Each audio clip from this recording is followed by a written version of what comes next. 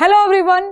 तो आज हम सभी करने वाले हैं व्हीट यानी कि गेहूं के बारे में सारी की सारी महत्वपूर्ण जानकारी के बारे में चर्चा करने वाले हैं। तो आप लोग आइए जल्दी से और इस सेशन को शेयर कर दीजिएगा, क्योंकि इसमें आपको 5 से 7 मिनट के अंदर व्हीट के बारे में, गेहूं के बारे में सारी की सारी महत्वपूर्ण जानकारी मिल जाएगी। तो सबसे पहले आपको याद रखना है कि व्हीट जो होता है, गेहूं होता है, वो आपका उसका साइंटिफिक नेम क्या होता है, अर्थात वैज्ञानिक नाम क्या है? Triticum aestivum. क्या नाम होता है? ट्राइटिकम एस्टिवम गेहूं का वैज्ञानिक नाम होता है। गेहूं जो आपका परिवार बात करेंगे, ग्रैमिनी परिवार से संबंध रखता है। कौन से परिवार से? ग्रैमिनी परिवार से। गेहूं की उत्पत्ति कहां से हुई है? आपके साउथ वेस्ट अफ्रीका, जो आपकी दक्षिण पश्चिम अफ्रीका है, वहां से गेहूं की उत्पत्ति हुई है, याद रखिएगा। गेहूं का जो फल होता है उसे क्या कहा जाता है? कारियोप्सिस कहा जाता है। क्या कहा जाता है? कारियोप्सिस कहा जाता है। ठीक है बच्चों, याद रखेंगे गेहूं के फ्रूट को। और गेहूं के अंदर जो जर्मिनेशन होता है, अंकुरण होता है, उसका कौन सा प्रकार होता है? तो हाइपोगिल अंकुरण होता है आपके गेहूं के अंदर। जो गेहूं होता है उसमें आपका प्रोटीन रहता है 10 से 22%, फैट होता है 1.5%, फाइबर होता है आपका 1.2% और कार्बोहाइड्रेट जिसे आप कहते हैं वह होता है आपका मैक्सिमम 67.72% होता है। याद रखेंगे बच्चे, ठीक है। गेहूं के बारे में बात करें तो गेहूं की बोनी प्रजातियां भी पाई जाती है। तो बोनेपन के लिए एक जीन होता है, पेपर में आपसे पूछता है कि गेहूं में बोनापन किस वजह से होता है? तो बोनेपन का जीन होता है आपका नोरिन 10। कौन सा होता है? नोरिन 10 होता है, याद रखेंगे आप लोग। और गेहूं में जो प्रोटीन पाई जाती है वो आपकी ग्लूटेन होती है, और इसी की वजह से गेहूं में बेकिंग की क्वालिटी होती है ना। गेहूं को जो आप बेक कर सकते हो वो ग्लूटेन की वजह से कर सकते हो, याद रखिए। जो गेहूं होता है आपका, जो गेहूं है वो हेक्साप्लॉइड होता है।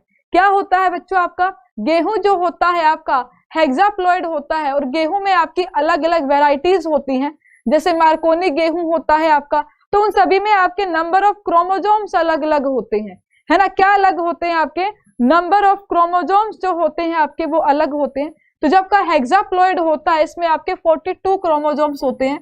तो लिख लीजिएगा, व्हीट आपका जो होगा नॉर्मल वो हेक्साप्लॉइड होता है, 42 क्रोमोजोम्स होते हैं। ठीक है बच्चों। जो आपका यहाँ पर मैक्सिकन ड्वार्फ व्हीट होता है, जो ट्राइटिकम एस्टिवम होता है, उसे आप एक्सपोर्टेड व्हीट भी कहते हैं। क्या कहते हैं? Exported wheat. और इसमें भी आपके 42 होते हैं, लिख लीजिएगा। नेक्स्ट है आपका ब्रेड व्हीट। वो व्हीट जिससे ब्रेड बनती है उसे आप ट्राइटिकम वल्गेरे कहते हैं। क्या कहते हैं भाई? ट्राइटिकम वल्गेरे होता है, याद रखिएगा। और ये जो है आपका, इसमें भी नंबर ऑफ कितने हो जाते हैं भाई? आपके 42 हो जाएंगे। ठीक है। मार्कोनी व्हीट होता है, इसे आप ट्राइटिकम ड्यूरम कहते हैं। क्या कहते हैं बच्चे? ट्राइटिकम ड्यूरम कहते हैं। और यहाँ पर आपके 28 आ जाते हैं नंबर ऑफ क्रोमोसोम्स। ठीक है। गेहूं की एक मैन मेड क्या है, किस्म है, जिसे आप क्या कहते हैं? ट्राइटिकेल कहते हैं। तो लिखेंगे, हरियाणा एसएससी ने पेपर में पूछा है कि ट्राइटिकेल क्या होती है। तो ट्राइटिकेल आपका क्रॉस होता है गेहूं और राई का। किसके क्रॉस से बनी है? गेहूं और राई के क्रॉस से बनी है आपके ट्राइटिकेल। तो याद रखना, ये आपके एग्जाम में आपसे पूछी जाती है। नेक्स्ट अगर हम बात करेंगे तो एक क्वेश्चन आपसे पूछा गया था कि गेहूं में सिंचाई करने का सबसे सही समय कौन सा होता है? तो वो होता है आपका CRI, जिसे आप कहते हैं क्राउन रूट इरिगेशन। ये जो होता है गेहूं में सिंचाई करने का सबसे सही और उपयुक्त समय होता है, जिसे आप कहते हैं CRI, क्राउन रूट इरिगेशन होता है, याद रखिएगा। अब गेहूं की प्रजातियों की बात कर लेते हैं, जो कि वेरी वेरी इंपॉर्टेंट है। तो यहाँ पर 2 कैटेगरीज हैं आपकी गेहूं की प्रजातियों की। गेहूं आपकी रबी की फसल है, ये आप सभी जानते होंगे। ठीक है। तो गेहूं की प्रजातियों की 2 कैटेगरी होती है। वो प्रजातियां जो आपके सिंचित क्षेत्र में होती हैं, और वो जो आपके शुष्क या फिर असिंचित क्षेत्र में होती हैं। तो कल्याण सोना, सोनारा 63, सोनारा 64, माया 64, ये जो है आपकी सिंचित क्षेत्र वाली है। और असिंचित में आपकी प्रताप, नर्मदा 4, नर्मदा 112, मेघदूत, मुक्ता, ये आपके असिंचित क्षेत्र में होती है। ठीक है। सोनालिका जो होती है ये बोनी किस्म की होती है। जो सोनालिका गेहूं की प्रजाति होती है वो बोनी किस्म की होती है, लिख लीजिएगा। ये आपके सिंचित क्षेत्रों वाले हैं और ये आपके असिंचित क्षेत्रों वाली हैं। ठीक है। तो सभी को याद रखेंगे आप लोग, सिंचित और असिंचित।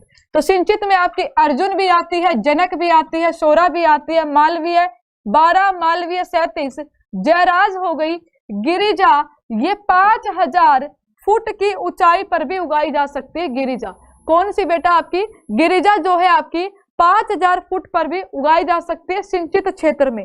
और असिंचित क्षेत्र की बात करेंगे तो पूसा उजाला होती है, जिसमें सिंचाई की कम सुविधा में भी आप पूसा उजाला को उगा सकते हैं। ठीक है, पूसा तेजस होती है जो कि आपकी मध्य भारत में होती है। इसमें आप इंपॉर्टेंट ये है कि सोनालिका जो है आपकी वो बोने किस्म की प्रजाति होती है, असिंचित क्षेत्र में होती है, याद रखिएगा।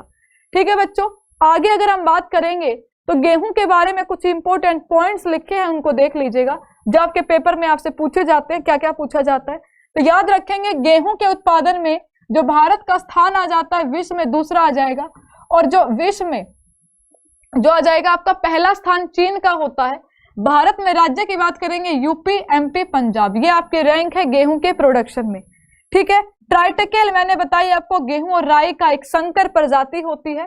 गेहूं आपकी दोमट मिट्टी में उगाया जाता है, और गेहूं की सिंचाई के लिए ताज निकलने की अवस्था अर्थात आपका क्राउन रूट इरिगेशन सबसे उपयुक्त समय होता है। ठीक है, गेहूं में आपके रस्ट रोग हो जाते हैं, उनके बारे में भी बात करेंगे।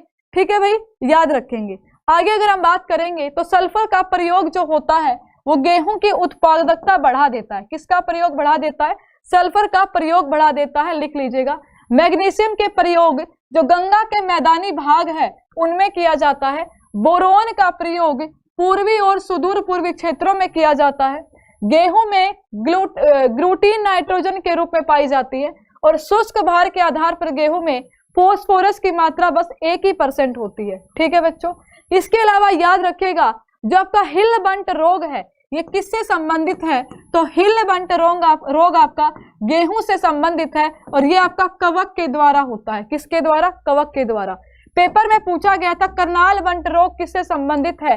गेहूं का कैंसर रोग होता है, कवक के द्वारा होता है, और इसका नाम नियोसिया इंडिका है। क्या नाम है? नियोसिया इंडिका। गेहूं का सेहू रोग होता है जो कि नीमाटोड के द्वारा होता है, और गेहूं का पीला विगलन रोग होता है जो कि आपका जीवाणु यानी कि बैक्टीरिया के द्वारा होता है, और एग्रोसिन जीएन का प्रयोग किया जाता है करनाल बंट रोग की रोकथाम के लिए। तो पेपर में पूछेगा कि करनाल बंट अगर रोग हो जाता है गेहूं में तो किस चीज का प्रयोग करना चाहिए? एग्रोसिन जीएन का प्रयोग करना चाहिए, याद रखिएगा।